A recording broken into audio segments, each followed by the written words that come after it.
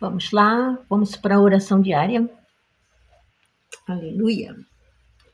Deus verdadeiro amigo, tu advertiste teu povo que se os homens da nação de Israel se casassem com mulheres de outras nações, elas corromperiam o coração deles. Infelizmente, o varão mais sábio de todos os tempos provou isso. Tu jamais nos repreenderias sobre algo que não fosse perigoso.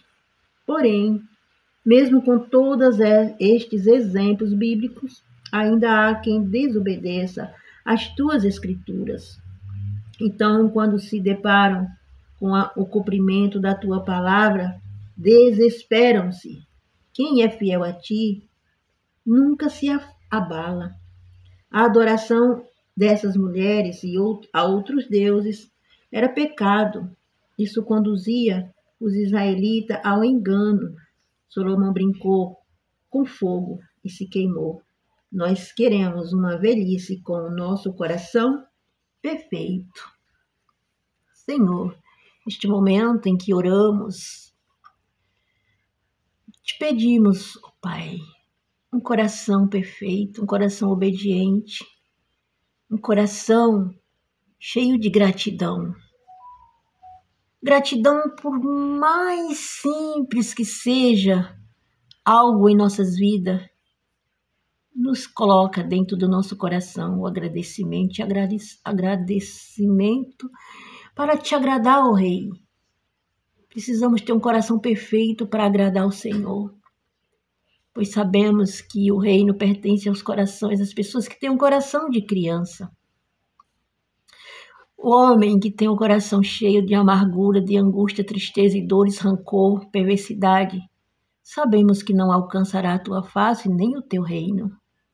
Então, Senhor, quando esta oração chegar, meu Deus, às mãos de alguém com o coração endurecido, porque muitas das vezes o coração nosso está tão endurecido por algo, por uma angústia, uma tristeza, uma traição, algo que provocou a ira e transborda o nosso coração de rancor, tristeza, angústia.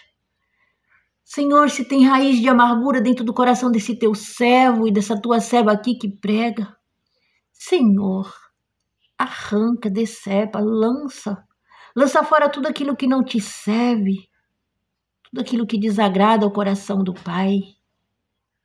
E quando esta mensagem chegar, meu Deus, ao coração dos teus filhos, das tuas filhas, que haja, Senhor, um mover da parte do Senhor, haja um novo amanhecer, que esta pessoa, meu Deus, possa encher o seu coração de esperança, porque a esperança é o Senhor.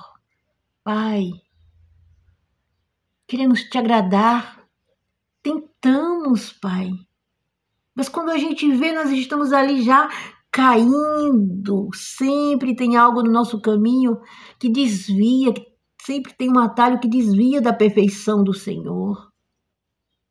Mas abre os olhos do moço, abre os olhos da moça, Pai. Porque sempre que venha, meu Deus, algo para nos distrair, que o Senhor nos advirta, meu Pai. Que possamos, meu Deus, ser alertados naquele momento onde vamos desviar o olhar da perfeição do Senhor. Para que possamos, meu Deus, te agradar e na nossa caminhada não vir desviar dos teus caminhos, como o rei Salomão. O rei Salomão, ele não tinha motivos nenhum para te trair. Ele não tinha necessidade para afligir o Rei da Glória, porque sabemos que na tua palavra, meu Deus, a tua palavra diz que não houve e nem haverá homem mais sábio e mais rico do que Salomão, nem antes dele e nem depois haverá um homem mais próspero e mais sábio do que aquele rei. Esse rei tinha algo, tinha necessidade de traí-lo? Não, mas ele desobedeceu. Ele desobedeceu uma ordenância da tua escritura, do teu coração. O Senhor advertiu, não case com mulheres estrangeiras, porque certamente elas os conduzirão aos altares malditos, à adoração para outros deuses que não sou eu. O Senhor foi bem claro, pois ele tinha um exemplo de Davi. Davi, ele errou totalmente. O reinado de Davi foi totalmente o contrário do reinado do seu filho Salomão. Davi, ele guerreou muito. Davi, ele cometeu ensejo. Ele também traiu a Deus. Mas ele se arrependeu. Ele fez um voto, ele fez um propósito. Naquela traição, ele traiu a Deus e traiu seu soldado mais fiel e valente. Ele foi perdoado.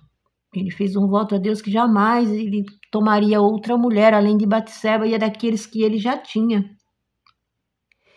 Eu não creio que chegasse a 10, 12, 13 mulheres ou concubina, eu acredito que não, mas Salomão não. O homem foi tão próximo e tão sábio que ele teve 700 mulheres e 300 concubinas. Sabe-se o que é isso, irmão? Ter 900 mulheres. Você sabe o que é, em matéria de dinheiro, de moeda, um rei sustentar quase 1000 mulheres diariamente, de tudo, de riqueza, de luxo, de glória? Era muita riqueza, né, irmão? Era muito luxo. Era muito glamour, que fez até a rainha visitar Salomão, a rainha de Sabá. Tanto que se gloriava o nome desse rei por aí afora nos reinados próximos. Rainha de Sabá, ela se interessou, ela disse: eu quero ver com os meus olhos se tudo isso é verdade.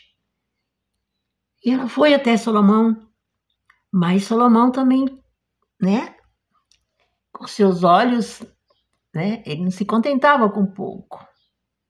O glamour de Salomão era mulheres.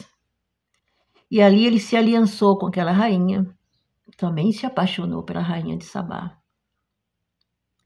E sabemos que ela era outro tipo de nação, povos diferentes, com o que Deus tinha advertido Salomão. Não case com mulheres que tenham, meu Deus, costume de altares estranhos. Mas voltando para os nossos tempos de hoje, naquele tempo eram mulheres, povos diferentes, estrangeiro, que tinha costume de adorar altares que para Deus é maldito, anátema. Aqui no tempo de hoje, há quem esteja no mesma ramagem de Salomão. Ele tem idolatria. Ele pode não ter o que Salomão tinha, né? Ou teve. 900 mulheres e todo o glamour da terra que um homem possa. Porque ele diz também na palavra, Deus fala que nem mesmo Salomão se vestiu como os lírios do campo. Olha só. Nem mesmo Salomão se vestiu como os lírios do campo. Mas nos tempos de hoje, irmãos, tem pessoas que ainda vão para os deuses estranhos, para os altares malditos, porque ele adverte na sua palavra, lá em Êxodo 20, ali ele fala claramente o que é maldito, o que é bendito. Só há um reino bendito, que é o reino de Cristo. Um reino que não tem pontos e vírgula, ele é perfeito. É o amor, a graça, a libertação, a transformação, a verdade e a luz perene do Senhor. Só há um reino. E por que o homem insiste e persiste em continuar em outro tipo de reinado, outro tipo de altares? Por quê? Se o altar tem algo que desabona, que abomina o Senhor, por que você continua naquele altar? Você sabe que ele diz só há um altar. É só pesquisar a Bíblia, ler Bíblia, comer Bíblia, irmão. Se você pesquisar a Bíblia, você vai ver que lá ele diz: a adoração a qualquer outro tipo de objeto, ou pessoas, ou santos, é abominação ao Senhor. E por que você continua a adorar o santo? Porque você continua com ídolos famosos, gospel ou mundano. Tem pessoas que idolatram. Tem pessoas que o quarto é inteirinho cheio de pôster de famosos, tanto gospel como mundano. E tem pessoas que o quarto também tem os escudos dos seus times, do seu time favorito. Ele tem coleções. Isso é idolatria, também entra para restrição da mensagem do reino, que é a abominação, a idolatria. Muitos dizem, irmã, homem de Deus pode ir aos campos de futebol assistir jogo? Pode, irmão. Pode assistir na TV, pode. Só que aquele ingresso que você paga, aquele dinheiro, para onde vai aquele dinheiro? Está contribuindo para coisas boas ou para coisas maus?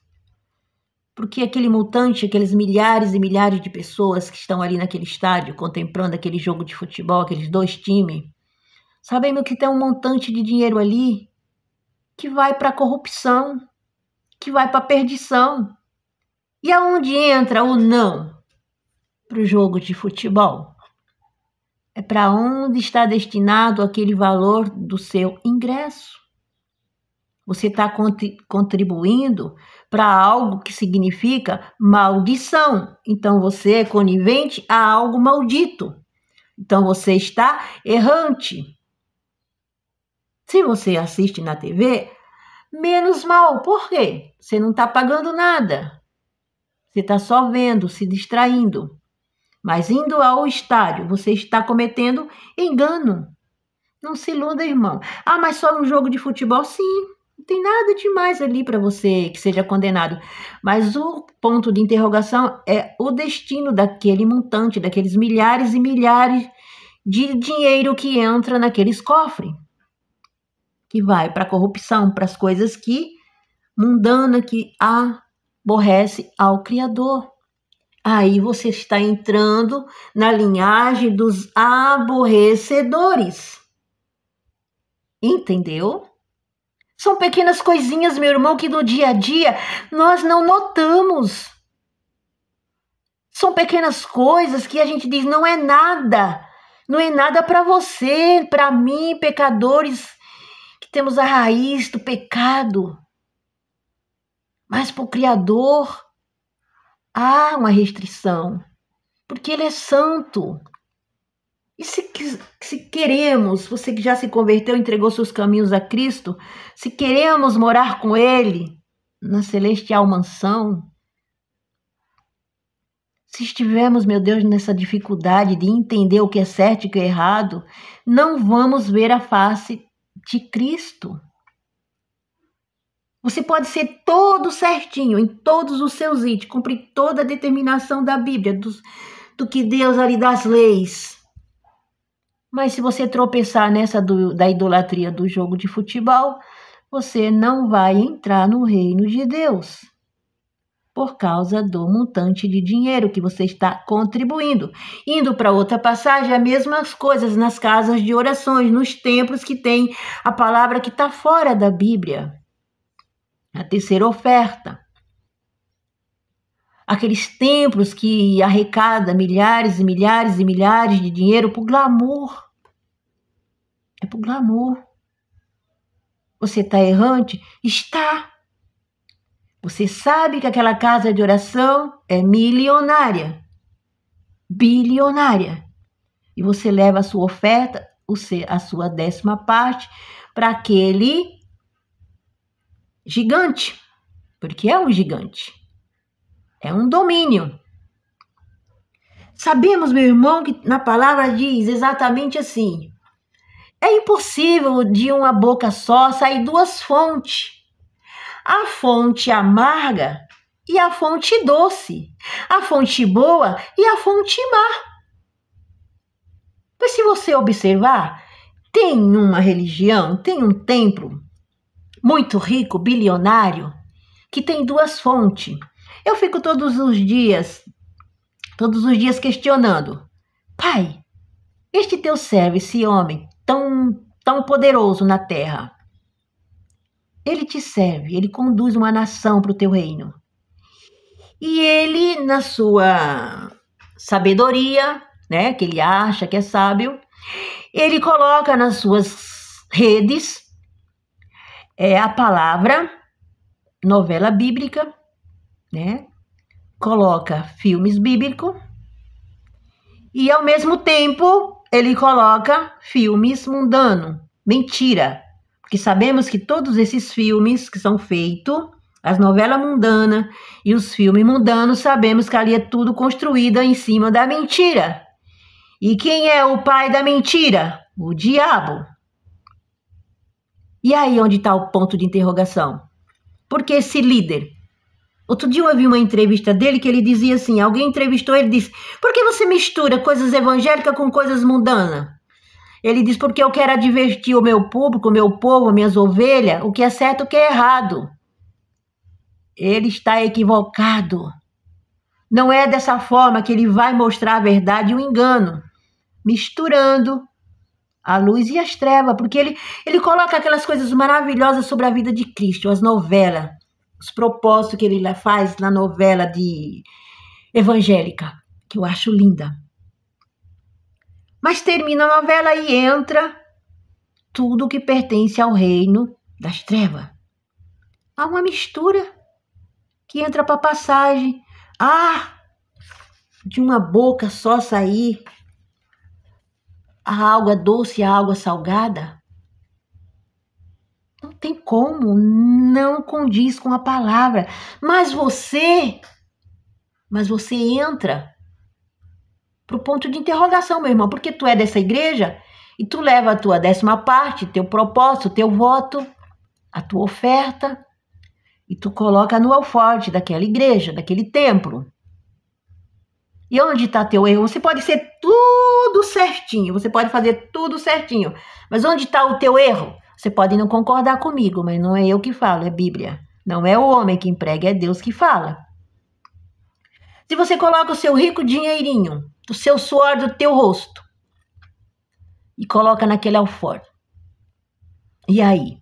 Aquele dinheiro é destinado para conduzir aquele canal, aonde sai a água doce e a água amarga. Onde está o erro? Em você, que está levando o seu rico dinheiro para um lugar que está equivocado.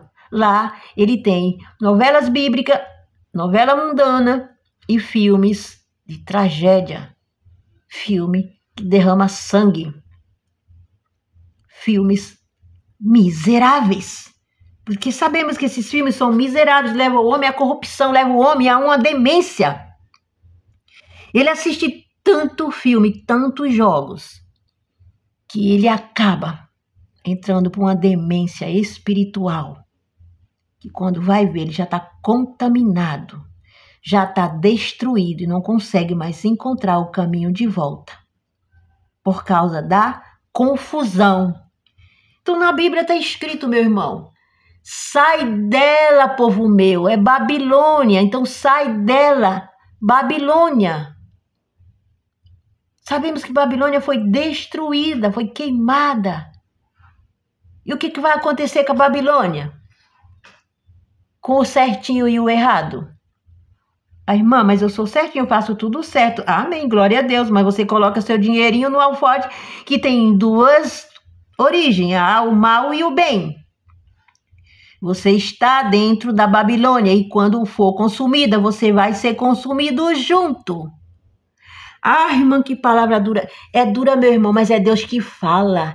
Deus, ele quer salvar os seus. Tem milhares e milhares de servos neste templo que pertence a Cristo.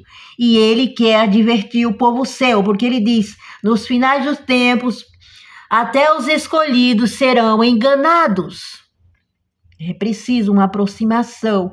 É necessário algo mais profundo para entendermos realmente o que Deus quer para nossas vidas, para continuarmos num caminho correto, justo e certo, para no grande dia, no evento, na volta de Cristo, não sermos separados.